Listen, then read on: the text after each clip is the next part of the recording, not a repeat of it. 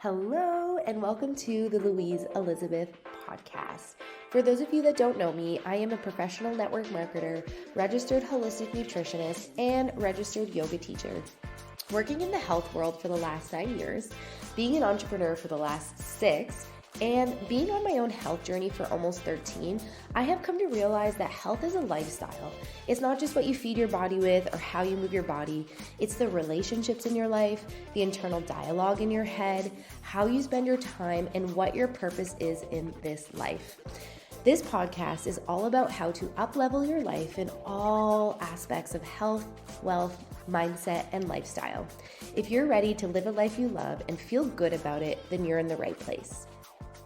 Hello, everybody. I have the lovely Ava Fitzgerald with me. I'm very excited to chat with Ava today. You guys are going to love her. I know a lot of you are into exploring, adventuring, or want to explore an adventure, and it's really funny because it's kind of like the joke is, right, like the type 2 fun, and then maybe it turns to type 1.5, and then one day maybe it's type 1 fun.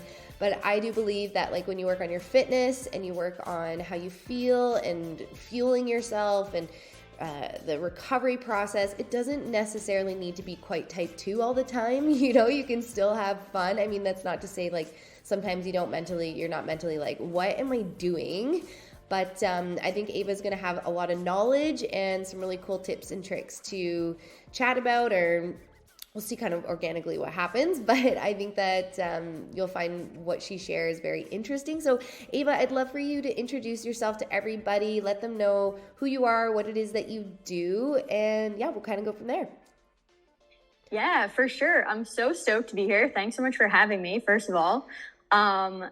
As you know, already mentioned, I am Ava, and I am a strength and conditioning coach, career-based, right? So this is what I do for a living. I do sports performance training that really focuses on making sure people are intentional about how they move in the gym in a way that they start to train so they can play later, right? So they can do the things they love, but we have that foundation of strength and just really great mechanics as far as movement goes, in settings that then translate to all the activities that they love to do, right? So strength and conditioning spans across multiple different aspects.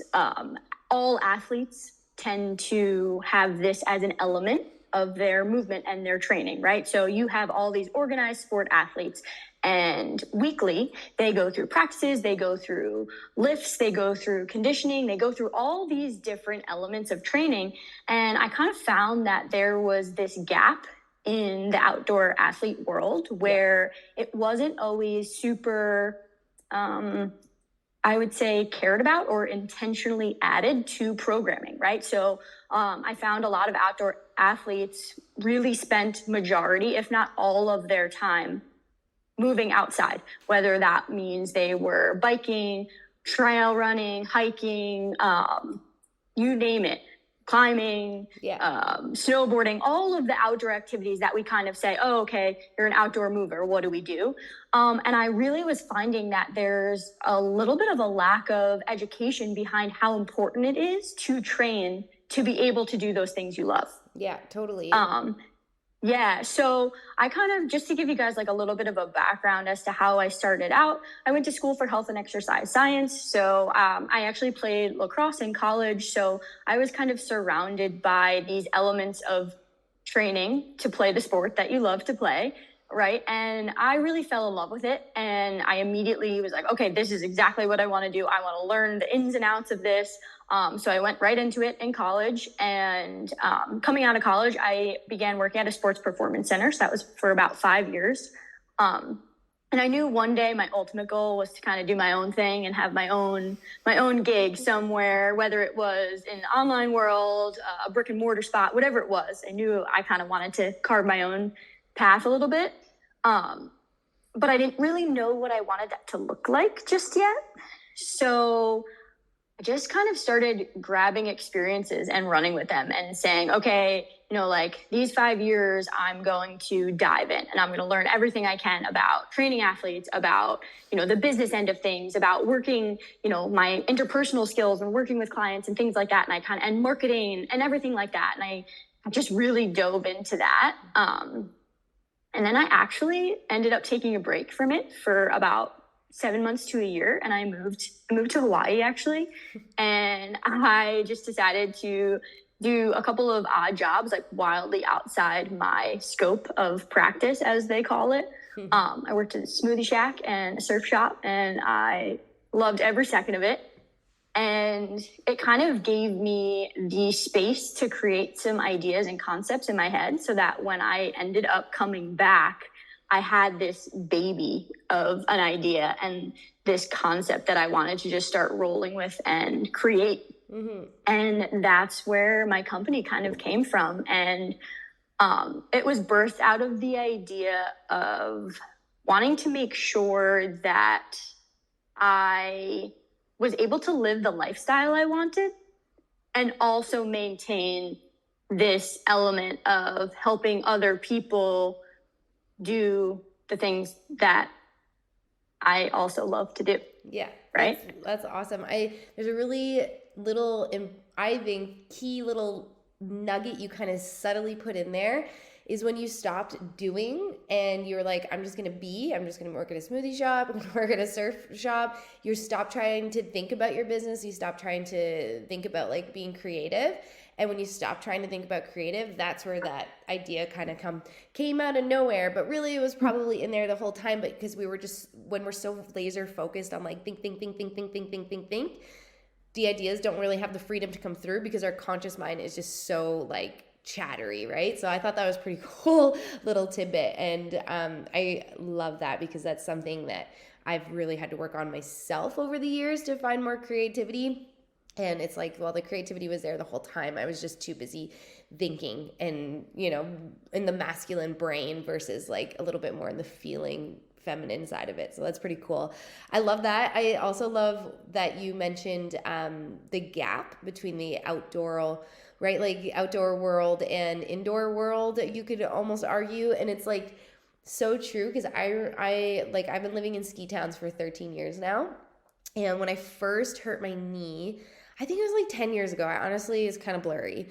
And I remember just like feeling so stuck. I also lived in Lake Louise. So there's like, there's nothing there basically.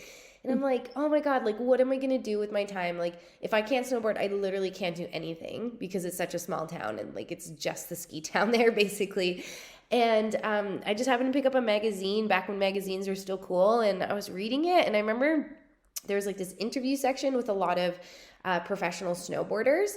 And I'm just like reading this and I'm like reading these interviews and it's really funny because like you were saying, like nobody really talks about the training side of things, even with like teams. Like when I played rugby, I remember we had to do all these drills and I thought they're really stupid. Like I literally thought they were stupid because I was just like, you're just making a sprint to sprint versus like maybe having a discussion around it. And that's high school club level. I played 1 year of university, but like even then nobody really explained why we were doing what we're doing. Like we're going to do this activity because it's going to make you more agile on the on the ground and you can move around people faster, like just like things like that, where in like same with snowboarding and climbing and hiking, like nobody really talks about like, hey, you could do this and this could support this. So I really think that there is a huge gap on that, and not even just a gap, like some people just do it to do it, but like a gap in explanation why you want to do it, like me and the brain that I have, I'm like, yeah, but why? I'm forever a toddler. Yeah, but why? But why? But why? But why? So I think that is a huge gap, and I think it's pretty cool. Like I remember coming across your Instagram and actually thinking to myself, like, this is a really unique person. Like I've not seen very many people who are specifically training outdoor athletes. And I use the word athlete, PS, and you don't need to be like sponsored and professional. If you like to move your body, you're an athlete. Like it is what it is, right? So yeah, I was just like, this is really unique and really special that this person's like working with outdoor athletes specifically. And I do agree that that's a huge gap. Like I've seen people get injured over the years and just be like, this is my doom. Like, I literally had this roommate once. This story kills me every time. He fell over snowboarding, hit his hip. He didn't really like injure himself that bad. Like, he was able to walk. It was pretty sore and he was limping a bit, but like nothing was broken, nothing was dislocated. It was probably bruised and his whole body was feeling it. Where I probably a couple weeks later, I want to say, went from like 25 feet in the air to straight flat ice ground on my back. I got a concussion. Honestly, the doctor was surprised I didn't break my back, like all these things. And I think I didn't break it because I actually tucked into a ball. So my muscles really took like the brunt of the force. So I was suffering. Don't get me wrong. Like, I was suffering. And when we thought I had a hairline fracture on one of my vertebrae, like nobody was surprised. But then we did another x-ray and they were like, okay, it was just like something on the camera. But anyway, I really I worked the rehab. I wasn't able to do much yoga because it was really hurting, but I went to the gym and just did really gentle exercises. I was really mindful of like, okay, that's a pain reception. Like, is that hurting me or is that supporting me? Like, I really was like very careful with all of it, but I was intentionally moving my body. And that was after my first yoga teacher training. And so, yeah, I was moving my body and I arguably had a way severe injury than my roommate at the time. And I was able to snowboard on the last day of the season. I took it really easy. I think I went out a couple times near the end there and I just took it very easy. Like, I was like, I'm just going to go and enjoy myself. I'm just going to carve. I'm just happy to be outside. And I was saying, like, the whole time I was saying, I was like, dude, like, you can go back snowboarding. Like, he's like, yeah, but you don't get it. It hurts. I'm like, I do get it. My entire freaking back hurts. Like, my muscles are literally in shock still. Like, I get it, dude. Like, but like, why, like, it's so in your power, but there's no conversation around that unless you're maybe a little bit more like at the elite level and you're actually are a professional or you're trying to be professional.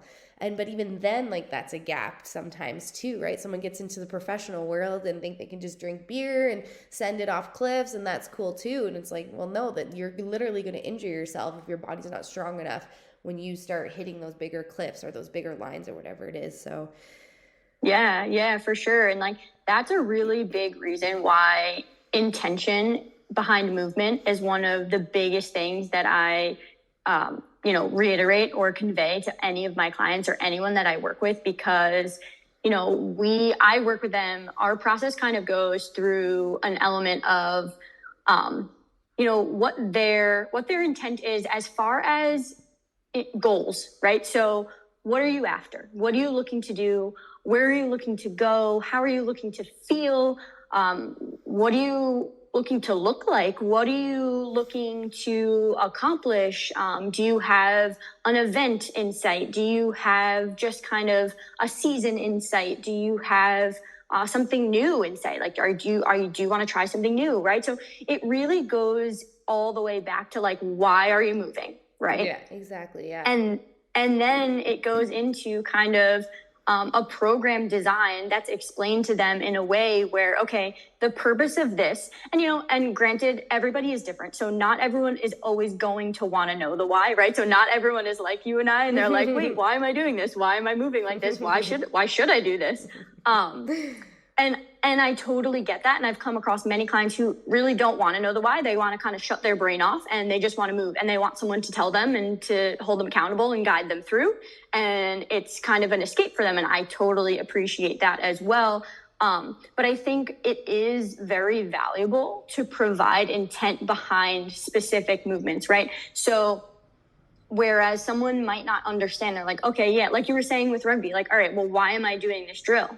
Okay, well, we want to build up your power. We want to build up your base of balance in this position. And then we want to build up your ability to explode out of that position and move really well through patterns that are involved in rugby, right? So there's ways to kind of create this storyline that directly makes sense to an athlete and then relate it to how they move specifically in their sport, right? Yeah. So, I still work with a lot of like indoor athletes, so to speak. I have a lot of in-person clients that are those indoor athletes. Mm-hmm.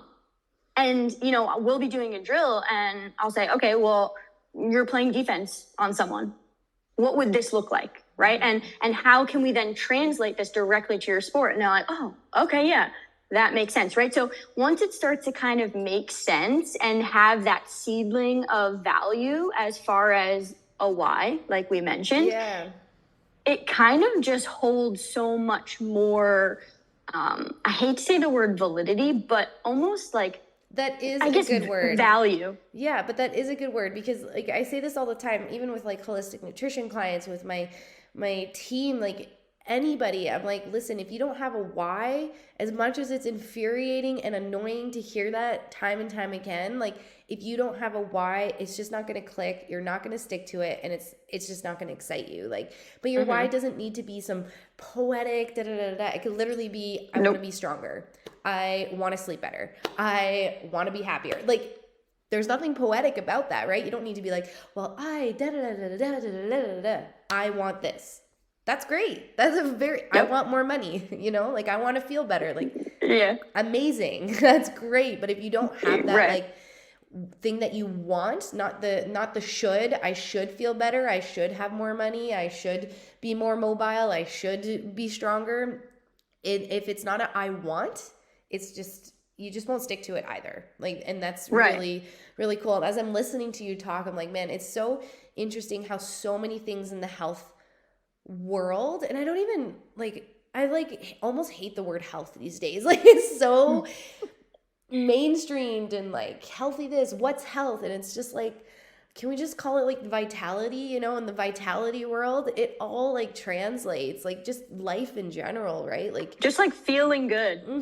Feeling good. Right? Like are you do you want to feel good? Like what would feeling good look like for you? And like the clarity of identifying that, and almost like really digging until someone's able to identify that, because from the get-go, they might not know, because they might not know why they should move, right? So they might not really understand. And then that's where the education piece comes into play, where it's like, okay, well, if you build up this foundation of strength, and, you know, like one thing that I really, really, truly believe in with all of me is that you build a foundation of strength, and you build up the capacity to learn skill in some aspect. And obviously I'm going to relate that to the weight room, right? So like you come into the weight room, and whether we're lifting weights or doing more like plyometric, dynamic type of movements, whatever it is, we're doing power-based stuff, whatever it might be, you step into the weight room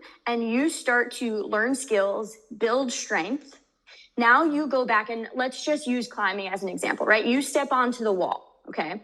And you have these foundation layers of strength and ability to learn skill and develop skill, right? And now we go to try a new move on the wall, and we're like, oh, okay, wait, I know how to move my body in order to accomplish that. Or I am confident in my strength and my capacity to perform said movement, or whatever it might look like, right? So now all of a sudden, no, I didn't coach you through a specific climb, right? So I'm not standing there saying, okay, your right hand goes there, and now let's hand foot match and get the, you know, I'm not coaching you through a specific sport or movement. I'm coaching you through the way strength and training will carry over and translate directly to your sport of choice. And then that being said, there's like this one final piece, and this is kind of my favorite piece.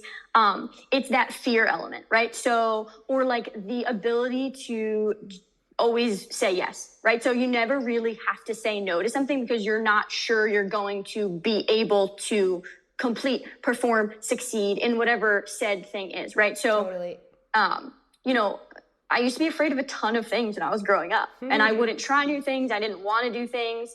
And it just is kind of this element of gaining strength, gaining confidence in ability to perform and move that kind of just like surges you past those fears and allows you to be able to say yes. So say your friend calls you up and today they're like, oh, yeah, you want to go climbing today? And it's something that you've never really done before. Like maybe it's a route that you're like, I don't know, it seems like a little bit outside my pay grade, but you're like, oh wait, no, I got this. I don't have to say no. I can call upon my strength that I trained for and my ability to develop new skills in real time, right? Because that's what we're doing in the gym, in the weight room. We're developing skills in real time.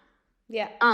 And we can kind of then harness that and be like, oh, okay, even if I feel a little bit scared, I have confidence in my body and my ability to perform those things. And I'm going to just do my best. And it's a new experience and I'm going to figure it out as I go. Right. So it's kind of strength really surges you through all these different categories, whether it's skill, whether it's, like actual strength, whether it's fear, whatever it might be. There's so many ways that getting strong pays in dividends. But it's not even just a physical strength, it's a mental strength. I literally, the post I told you about that I deleted by accident, anyway, that we talked about right before I recorded this, is literally what I'm typing about. Because sometime, I don't know when in the winter or why, I was just like, I just want to take my fitness to the next level. But I don't usually thrive with a program. I need something kind of laid out. I need rough goals, but if it's very regimented. Oh, but to be fair, I live in the mountains, so most of my exercising does happen outside. So when the weather's prime, I like to take advantage of it. So that's why a super regimented thing doesn't work for me. But someone who doesn't have the schedule I have, definitely, if I didn't have my schedule, I would need something more regimented. So anyway, I was literally typing that today because sometime in the winter I was like, hey Louise, I want to step up my fitness. Not necessarily for a specific goal. I mean, always indirectly it relates to snowboarding and climbing pretty much, but I just wanted to see what I could do and where I could go. So I just started amping up my exercise routine. If I had the time in the day, I would do two things. I wouldn't just do yoga or just go for a run. I would do a run and yoga, but my type of yoga, which is strong yoga, so I was amping it up or I'd climb and do yoga, I'd climb and run. So I was really just started doing that. And things have kind of clicked. I went for a 20K trail run. Hell yeah. That's awesome. Thanks. But I didn't work up to it. I was just this girl messaged me and I had done one other 20K run in my entire life, the week before. Yep. And it was hard to run back on the road because it was also so hot and 3 p.m., which was a bad life choice. But then she messaged me and for a minute I was ooh, I've only done one. I think that I'm pretty sure this chick trail runs a lot. I was literally right. It's thinking, that thought process that goes through your head. Yeah. But then I was you know what, Louise, you can just tell her, I'm not a fast runner. I don't go at a fast pace. So if you want to go at your pace, cool. But yeah, I'm down to do it. I had enough confidence in my abilities to push through 3 hours or 4 hours of straight exercise because I've gone backcountry camping. Yeah, exactly. Your mindset, it all translates.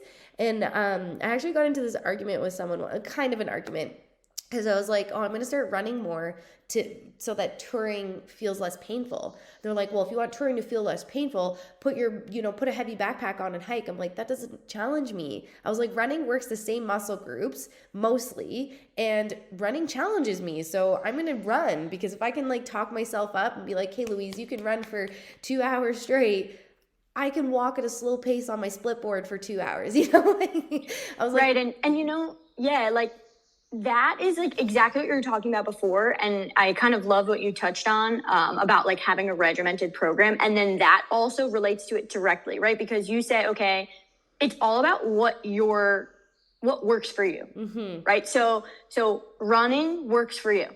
And not having a super regimented program works for you. Yeah. And so that's why the part of the process that, I love so much about what I do is getting to actually know and learn my client that I'm working with so that I know what works for them. Yeah. Because I'm not out here to be okay, well, this is what works for me, so this is what I'm going to do for all of you, right? Yeah.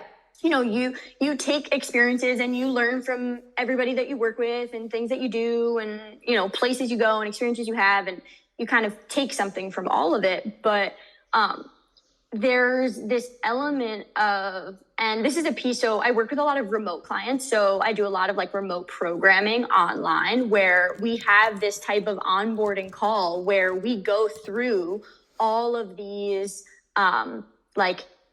all of those elements that we talked about earlier, goals, intent, and things like that. And then what movement looks like for them right now. what they want movement to look like, how much bandwidth and energy and time they have to invest in movement, what they have access to, things like that. So we go through all these types of questions. And then what I do is I will create then that program that fits for you, right? So if you're like, hey, Ava, listen, running works for me. Running's going to be in your program, right? Or if you say like, hey, I can't do a super regimented program because weather permitting, I'm going to be outside. Yeah. Awesome. Your program will be designed to move days around and be like, okay, well, this day, like you're going to have adventure days programmed into your weekly program and your workout, right? Because that's what you do.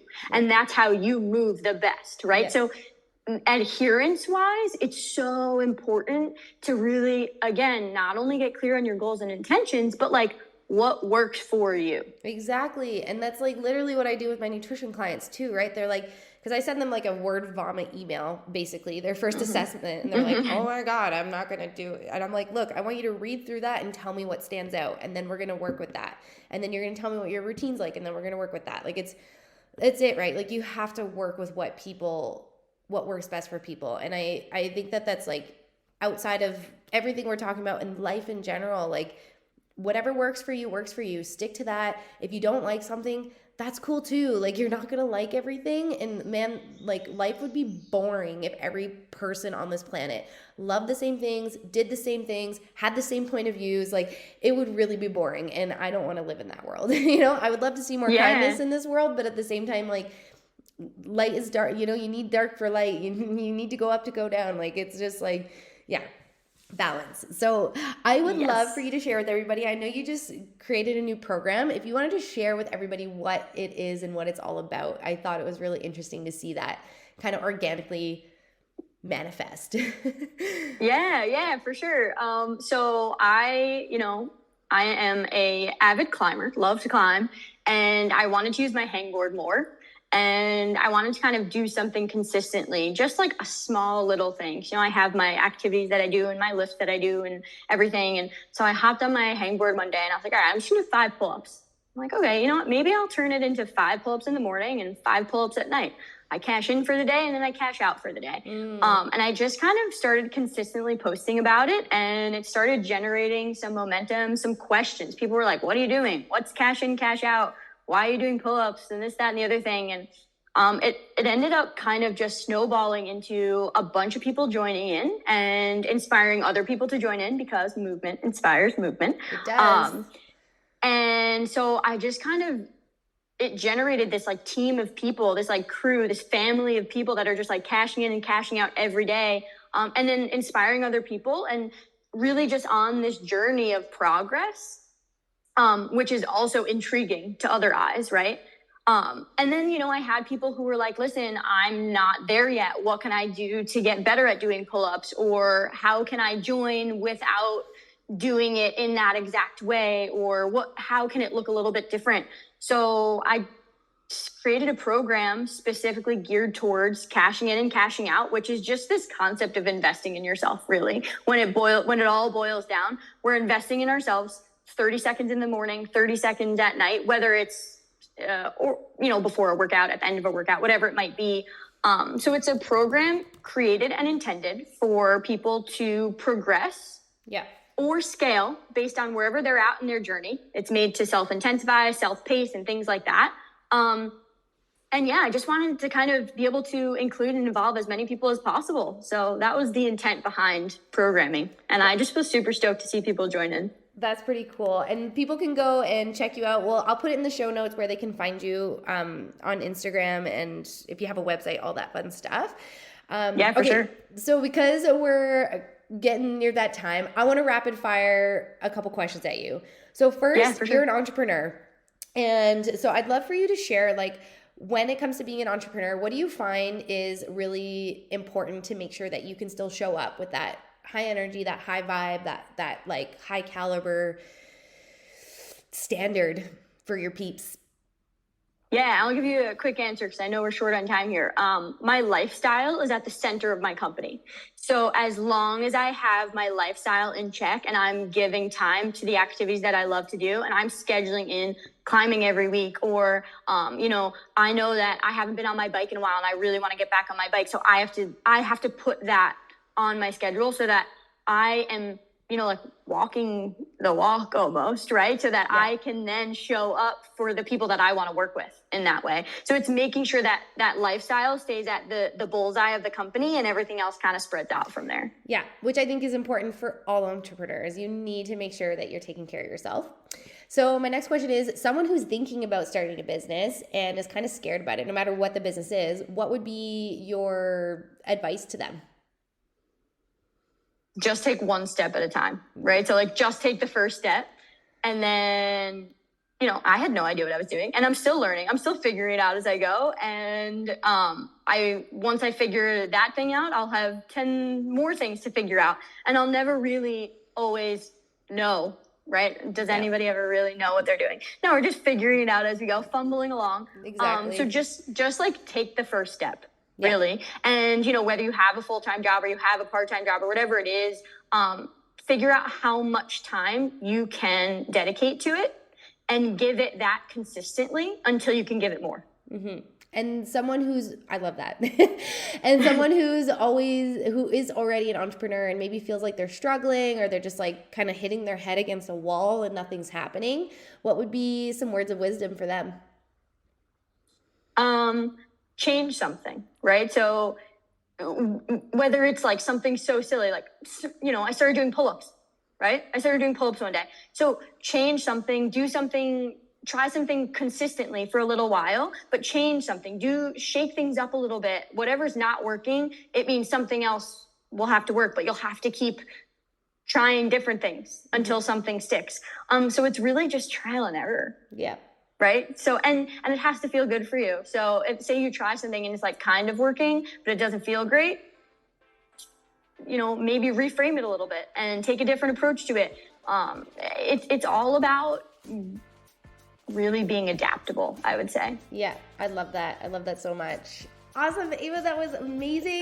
I love that. There's so much gold nuggets in there, and it's like so translate. If someone's listening to this and they're not a mountain person, which if you're in my network, I'd be very surprised if you're not an adventure lover.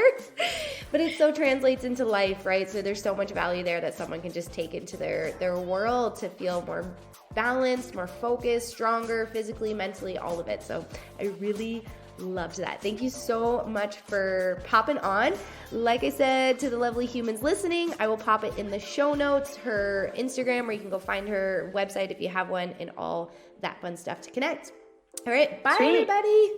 Thanks so much for having me. Bye. Bye.